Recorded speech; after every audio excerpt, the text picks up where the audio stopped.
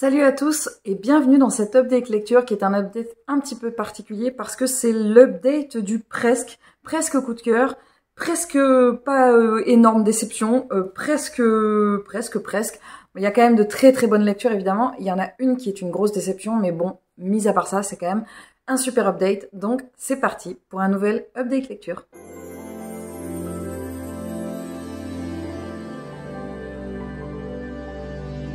Je vais d'abord vous présenter les deux lectures graphiques que j'ai effectuées dernièrement. Il s'agit du tome 8 et du tome 9, qui sont à l'envers, de To Your Eternity, qui est écrit et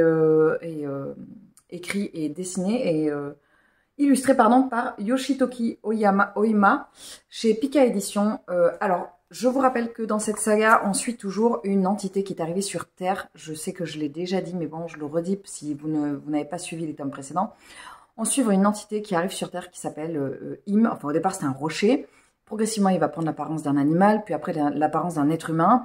Et en fait, ce personnage, Im, jusqu'au tome 7 et au tome 8, on va le suivre aller dans des groupes, intégrer des groupes. Et il y a des décès à chaque fois dans ces groupes, un ou plusieurs décès. Et en fait, Im, quand une personne décède, il peut prendre son apparence et avoir un pouvoir qui est apparenté à la personne qu'il va incarner. Et en fait, il y a une espèce d'entité qui n'est pas humanoïde, qui en fait est en lutte avec Im. Et c'est pour ça d'ailleurs qu'il y a des décès autour de lui. Et dans ces deux tomes-là, l'histoire va prendre un autre tournant, c'est-à-dire que Im va encore intégrer un groupe où il va y avoir des histoires et tout ça, mais il va se passer quelque chose pour lui, ou elle, ou Yel en fait, qui est différent en fait, qu'on n'a pas vu jusqu'à présent. Donc ça a donné un espèce d'élan, un second souffle à cette série, même si moi je vous avoue que je me suis pas du tout lassée, je me lasse pas du tout de cette série. Je l'aime énormément, tant au niveau graphique tant au niveau des graphismes, qu'au niveau du texte. Vraiment, j'aime énormément. Si vous connaissez pas, je peux que vous encourager à la découvrir parce que c'est vraiment une saga qui est super chouette. Je ne vais pas vous faire languir, je vais commencer par la déception parce que j'aurais pu vous teaser un peu, vous dire ouais ça arrive dans 2-3 livres, mais en fait je préfère la dire tout de suite comme ça, je mets les pieds dans le plat. C'est un livre qui a fait beaucoup de bruit, que les gens ont beaucoup aimé, et moi ça n'a pas du tout collé, ce qui arrive très rarement en fait, parce que généralement je suis plutôt la hype générale, ça marche plutôt bien, il y a pas de, je suis pas une lectrice qui a un avis hors norme, non, je suis assez lambda et je suis assez la mouvance. C'est pour ça que j'ai été très surprise de voir que ça ne collait pas, et on l'a effectué en lecture commune avec plusieurs personnes du Patreon et avec Virginie notamment. Il y avait Virginie, il y avait Barbara et il y avait Claire, il me semble, ou Marie. Je suis désolée les filles. J'ai un doute, parce qu'on a fait tellement de lectures communes que bref, j'ai un doute. En tout cas, plusieurs personnes du Patreon et avec Virginie. Et aucune d'entre nous n'a apprécié cette lecture. Donc, j'en viens à me dire, est-ce qu'on n'est pas passé à côté de quelque chose? Comment ça se fait que nous, ça nous plaise pas alors que ça a été vraiment genre génialissime, tout le monde ne parlait que de ce livre, et pourquoi nous on passe à côté? Bon, allez, j'arrête de blablater et je vous le présente. Il s'agit de la femme de ménage de Frida McFadden. Moi, je l'ai acheté en version de poche. Je l'ai acheté à ma sortie juillet cette année. Et ça faisait, comme je vous disais, ça faisait un moment que j'avais envie de le lire. Donc, j'ai été hyper contente qu'il sorte en poche et je me suis empressée de l'acheter. On va suivre ici une jeune femme qui s'appelle Millie, qui s'appelle Wilhelmina, de son surnom Millie, qui sort de prison. Et en fait, Millie, elle va se retrouver embauchée par une famille très aisée, qui va l'embaucher comme femme de ménage. Et dans cette famille, il y a une espèce de truc hyper chelou. La femme est hyper exécrable. Au début, quand elle l'a embauchée, elle était super sympa. Et en fait, elle s'avère être absolument odieuse à vivre au quotidien. Et le mari est très courtois, très sympa, très avenant. Vraiment, elle s'entend bien avec lui. C'est un bel homme, tout ça. On n'arrête pas de le dire que c'est un bel homme. Oh là là, quel bel homme. Oh là là, quel bel homme. C'est incroyable. Il porte un costume, qu'est-ce qu'il est beau. Il est en jean, qu'est-ce qu'il est beau. Il porte un pull, qu'est-ce qu'il est beau. Pardon, excusez-moi, mais c'est l'effet que ça m'a fait. Et en fait, au bout d'un moment, il va se passer quelque chose. Quoi, évidemment, je vais pas vous dire, mais il y a quelque chose qui se passe. À peu près à la moitié du livre, il y a une bascule qui se fait. Millie, elle vit dans une espèce de petite chambre de bonne sous sous les toits dans un grenier qui est pas ouf, quoi. La chambre, on sent qu'elle est pas incroyable, hein. On n'est pas en mode spa, détente et massage debout. On est plutôt en mode poussière, austère et pas cool. Mais voilà. Bref, elle s'y sent bien jusqu'à... Voilà, je vous laisse découvrir. Alors, qu'est-ce qui n'a pas fonctionné avec ce livre? Alors, eh bien, en fait, il n'y a pas grand-chose qui a fonctionné avec ce livre. Ce qui n'a pas fonctionné, c'est que déjà, j'avais énormément d'attentes pour ce livre, parce que j'avais vu que c'était génial, extraordinaire. Et en fait, ça ne l'a pas été pour moi, voilà, parce que j'ai trouvé ça très cliché. Alors, c'est voulu, hein, au début, c'est très cliché. Et en fait, après, ça reste très cliché. J'ai pas trouvé qu'on allait vers quelque chose d'hyper intéressant. J'ai vu un peu le truc venir, mais surtout, j'ai pas trouvé ça génial, en fait, comment ça tourne. La deuxième partie, je l'ai pas trouvé incroyable. La fin, il y a peut-être un truc, un élément, un micro-élément à la fin que j'ai bien aimé, mais ça suffit pas, en fait. L'écriture, enfin, c'est... Alors, oui, par contre, faut rendre à César ce qui appartient à César. Je l'ai trouvé hyper addictif. C'est très surprenant, c'est-à-dire qu'en fait, je l'ai dégommé, on le lisait très vite, parce que c'est hyper addictif comment c'est écrit, c'est très haletant, mais en même temps, voilà, au niveau du contenu, par contre, j'ai pas aimé, quoi, ça n'a pas fonctionné. Alors, je dis pas que c'est un mauvais livre. Si vous avez aimé cette lecture et que je suis désolée, je suis pas en train de dire qu'il est pas bon, mais moi, j'ai trouvé que ça ne me correspondait pas. Et j'ai trouvé qu'on allait dans quelque chose de très facile, en fait. Et il y a des choses qui m'ont dérangée parce que le livre a été beaucoup annoncé comme quelque chose d'assez féministe et tout ça. Et moi, au fond, j'ai pas trouvé. Donc, ça a été une grosse déception. C'est mon premier livre que je sors de ma sortie juillet de cette année. Bon, je pense qu'il y en aura des super. C'est juste que voilà, la question, elle est aussi, peut-être que si je l'avais lu en me disant, il n'y a pas une énorme attente derrière, peut-être que la déception aurait été moins grande. C'est fort probable d'ailleurs. C'est pour ça que je me méfie tout le temps quand il y a des énormes coups de cœur, je les lis pas tout de suite parce que je me dis, si je le lis tout de suite, je pense que je vais être déçue parce que je vais avoir trop d'attentes. Bref, si vous êtes tenté par ce livre, pourquoi pas l'essayer. Moi, pour ma part, je sais que au niveau thriller domestique, là, c'est thriller psychologique. Voilà. Oui, c'est un thriller psychologique, mais pas ouf. Les lectures que j'ai effectuées après sont des bonnes lectures. Je vous dis juste, il y a un livre qui a frôlé le coup de cœur. Je vais pas commencer par celui-là. Je vais commencer tout d'abord par un livre que j'ai reçu en service presse, Les Sœurs Brontë contre la momie de Nelly Chadour et illustré par Anne-Perrine Couette. C'est au Mouton Électrique. Je remercie infiniment la maison d'édition Les Moutons Électriques. D'ailleurs, n'hésitez pas à aller voir sur leur compte ce qu'ils font. Ils ont des ouvrages qui sont absolument magnifiques. Moi, c'est une maison d'édition que j'aime beaucoup. J'ai déjà lu 2 ouvrages chez eux. Il y en a un que je vais lire très prochainement.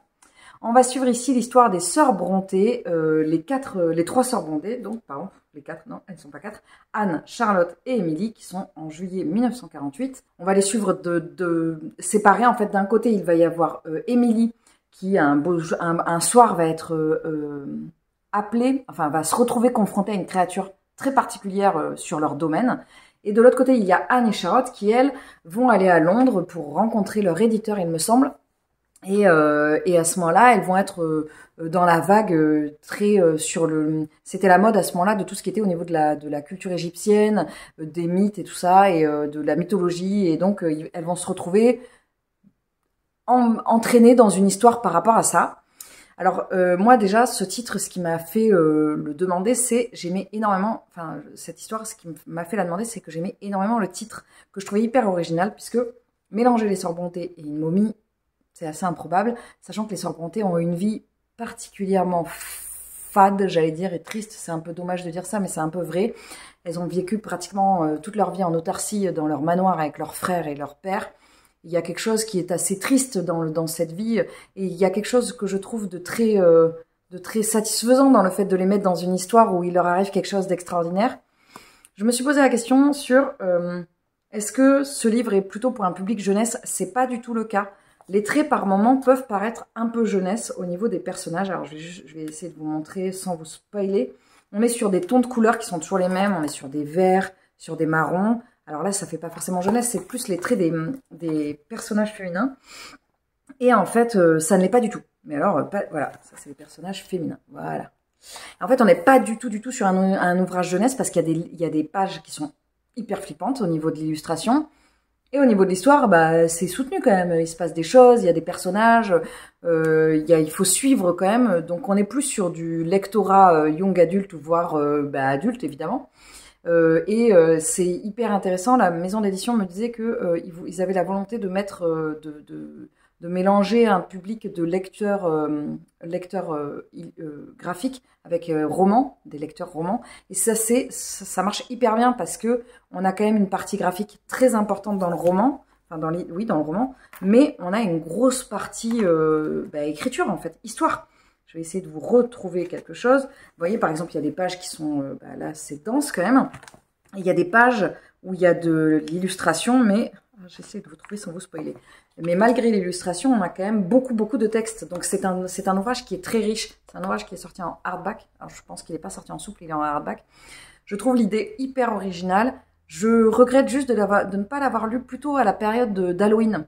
Parce que je trouve qu'il s'y prête bien. Donc si jamais vous êtes intéressé par cet ouvrage, peut-être réservez-vous-le pour une période au coin du feu, quand il fait sombre et qu'il commence à y avoir un petit côté un petit peu halloweenesque qui se profile.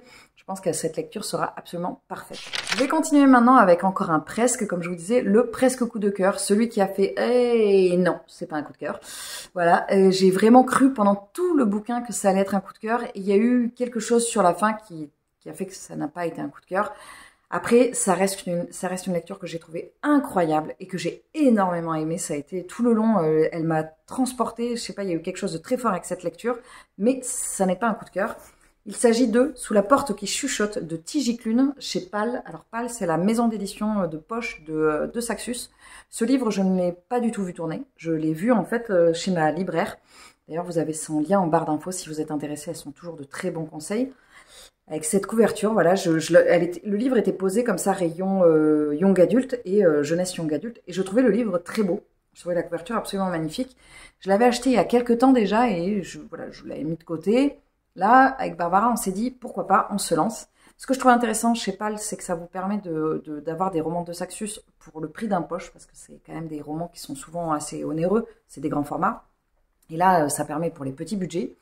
Dans cette histoire, on va suivre un avocat qui s'appelle Wallace Price, qui, au moment où on arrive, il est en train de licencier une employée. Il est absolument odieux, mais il n'y a pas d'autre terme. Il est condescendant, sans le descendant d'ailleurs, mais il est très désagréable. Il est odieux, alors qu'il n'y a pas raison d'être en fait. Il pourrait très bien faire les choses correctement, même si en plus, bon, il n'y a pas forcément non plus raison de licencier cet employé, mais bon, bref. Il décide de la renvoyer et à ce moment-là, il a une crise cardiaque. Je regardais, c'est bon, je peux vous le dire. Et une crise cardiaque et donc il se réveille au moment de son enterrement. Et il comprend pas qu'est-ce qu'il fait là, qu'est-ce qui lui est arrivé. Et donc bref, il est un peu perdu. Il y a personne en plus à son enterrement. C'est vraiment genre c'est très révélateur de sa personnalité, de son vivant. Et il voit une jeune femme et en fait il se rend compte que la jeune femme l'entend et le voit. Alors qu'il est décédé. Donc elle lui dit, viens avec moi, je sais plus si elle le tutoie ou si elle le voit. Viens, je crois qu'elle le tutoie. Viens avec moi, je t'emmène dans un endroit, un autre endroit. Donc ils arrivent dans un salon de thé, en fait, où il y a un personnage, il y a différents personnages. Et voilà, ça va faire la rencontre d'autres personnes et on va apprendre que cette maison est un peu particulière et qu'elle a une importance toute particulière pour Wallace et pour la suite de sa non-vie, en fait. C'est un roman que j'ai trouvé, alors de par son sujet, je l'ai trouvé hyper intéressant parce que moi je lis pas souvent du tout de livres qui traitent de la mort ou de l'après-mort en fait. Je pense que l'un des derniers que j'ai lu, ça devait être Les Thanatonautes quand j'avais 14 ans de Bernard Werber, donc autant vous dire que c'était il y a quelques années, et un peu plus que 3, n'est-ce pas? Vous vous en doutez. Et je me rappelle que c'est un livre, j'avais adoré ce livre, j'avais vu le film L'Expérience interdite que j'avais trouvé incroyable, mais il y a quelque chose de très lourd, très pesant, très glauque dans cette histoire de la mort. Alors si, il y a le personnage de la mort dans Terry Pratchett qui est toujours présent, mais c'est pas la même chose. Là, on est vraiment dans l'après, et enfin, pas que, je vous laisserai découvrir. Et j'ai trouvé que le sujet était hyper bien traité. Il y a beaucoup de représentations. C'est expliqué à la fin. Tigiclune, il est queer et il pense que c'est important d'avoir de la représentation dans les bouquins, de la représentation positive et saine. Et bah, je suis complètement d'accord. En fait, je vois pas comment je pourrais ne pas être d'accord avec ça, puisqu'en fait, comme dans tout type de relation, il faut qu'il y ait de la représentation saine et bienveillante. En fait, c'est important. Après, bien sûr, si c'est un thriller, il peut y avoir quelque chose de sombre et de glauque, ou même dans d'autres types d'histoires. Mais en tout cas, le souci qu'il y a avec les représentations queer, c'est qu'il y en a tellement peu que il faut absolument que ce soit clair et que il faut qu'il y ait tout type de relation qui soit représentée en fait. Bref, ça se fait très naturellement. Je me suis pas dit je vais lire un livre engagé. Pas du tout. J'avais même pas capté que T.J. Klune était queer. Alors moi, je vous avoue qu'en fait, j'avais surtout envie de lire ce livre parce que je trouvais la couverture belle. Et quand j'ai lu le livre, je me suis dit c'est incroyable. C'est vraiment incroyable. La plume est très poétique. Elle est très belle. On aborde des sujets qui sont lourds, mais avec bienveillance. C'est très métaphorique. Il y a quelque chose d'un peu onirique dans cette histoire, mais ça reste quand même très ancré.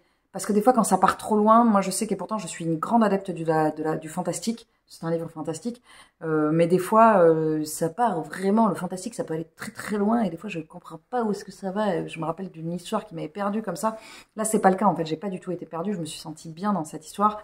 J'ai adoré le personnage de Wallace, j'ai trouvé tous les personnages extrêmement attachants. Je sais pas si je vous ai dit, c'est un livre qu'on a lu en lecture commune avec Barbara et on s'est régalé. À l'heure où je tourne cette update, je ne sais pas quelle est la vie de Barbara parce qu'elle n'a pas tout à fait fini. Et quand sortira l'update, elle l'aura terminé. Mais j'ai hâte de savoir ce qu'elle en a pensé pour pouvoir discuter avec elle. Parce que, justement, j'aimerais savoir, elle, comment, même si, Barbara, je me doute de comment tu aurais aimé que ça termine. On en reparle très vite. Mais en tout cas, voilà, moi je sais que ça a frôlé le coup de cœur. Ça ne l'a pas été. Mais c'est pas parce que moi ça ne l'a pas été que ça peut pas l'être pour vous. C'est pas une fin qui est décevante. C'est pas du tout décevant. C'est juste que c'est pas que ça finit bien ou que ça finit mal. Ça, je vous laisserai découvrir en fait. C'est juste que moi, je pensais une autre fin. J'avais imaginé. D'ailleurs, c'est très bizarre parce que ça ne m'arrive absolument jamais d'imaginer une autre fin. Et là, j'étais tellement persuadée que ça allait finir d'une certaine manière que j'étais très surprise de voir comment ça allait terminer. Voilà. Bref, c'est une lecture qui était géniale, qui m'a donné envie de lire d'autres livres de T.J. Klune. D'ailleurs, c'est marrant parce que c'est lui qui a écrit. La mer céruléenne. Je vais pas le trouver. Vous voyez duquel je parle pour ceux qui l'ont lu. Et en fait, c'est un livre que j'ai dans ma wishlist depuis très longtemps. La maison au milieu de la mer céruléenne. C'est un livre que je voudrais lire depuis très longtemps. Et du coup, je trouve ça drôle qu'au final, je me retrouve à lire cet auteur, mais pas par le livre qui m'avait tapé dans l'œil au début. Mais en tout cas, je finirai par lire, c'est sûr.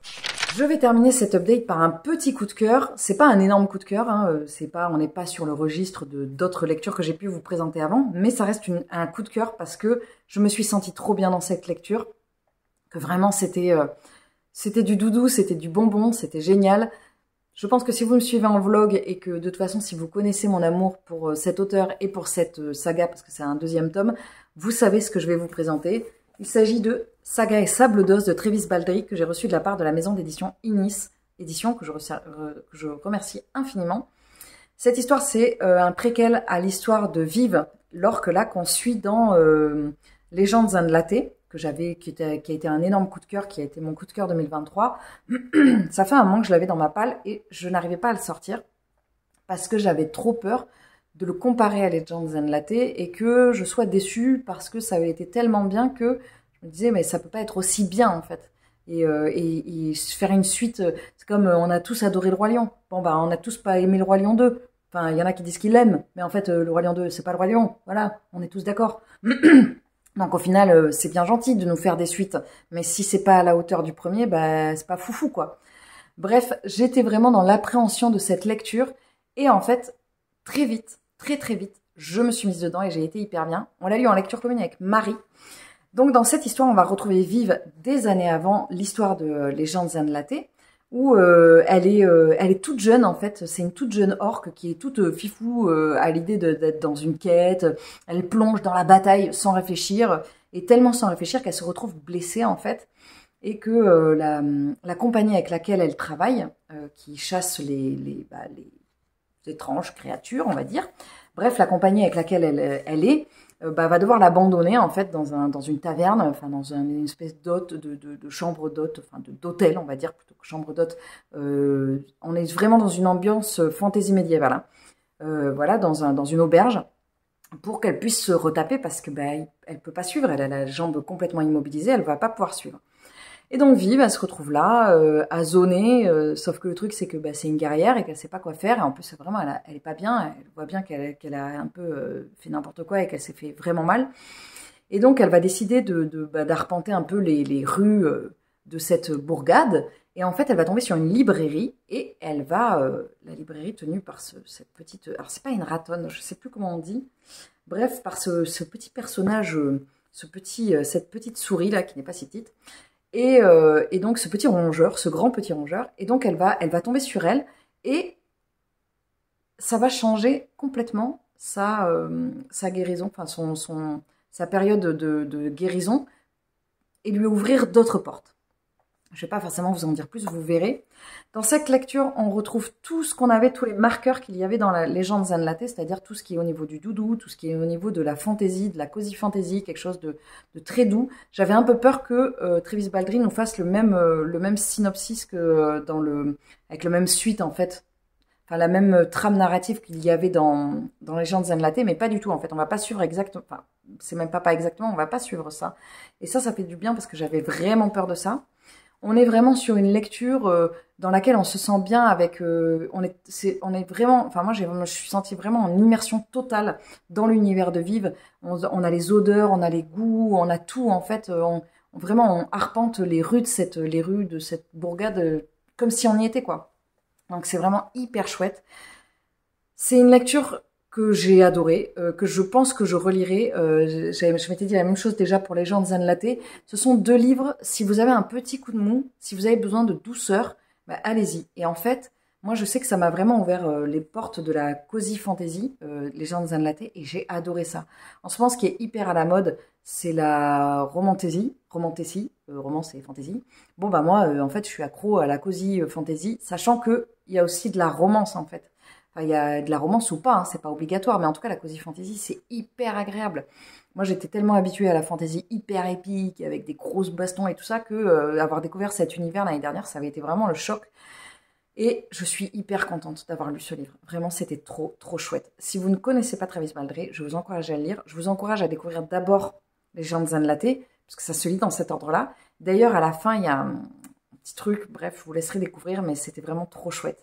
J'adore Viv, c'est une orque vraiment pour laquelle j'ai énormément d'affection et j'adore ce personnage. Voilà, c'en est tout pour cette update lecture qui était, ma foi, super... ça a été de très bonnes lectures, à part, comme je vous disais, il y a eu une déception. Mais bon, voilà, ça arrive, c'est pas très grave, c'est même pas grave du tout, en fait, ça m'arrive pas très souvent.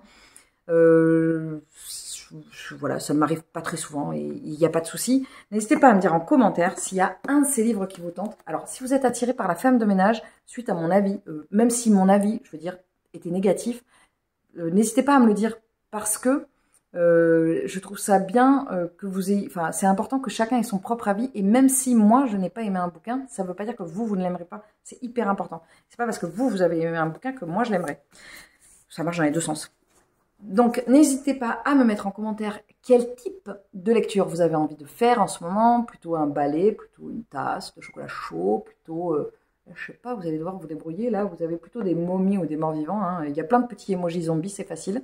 Donc, n'hésitez pas à mettre en commentaire lequel vous tente ou lesquels vous tentent. J'aime bien, vraiment, c'est le petit bonheur, c'est de prendre les emojis que vous m'avez envoyés, d'essayer de retrouver les lectures que vous avez mis en emoji. J'ai toujours ce souvenir de quelqu'un qui avait essayé de mettre un âne et qui avait mis un âne à manger, pas un âne un âne à manger et qui avait mis, ça ressemblait à une espèce de camembert ou de lune. Et moi, dans ma tête, je me disais, mais qu'est-ce que c'est? Je ne comprends pas du tout. Mais j'y ai passé du temps en plus. Hein.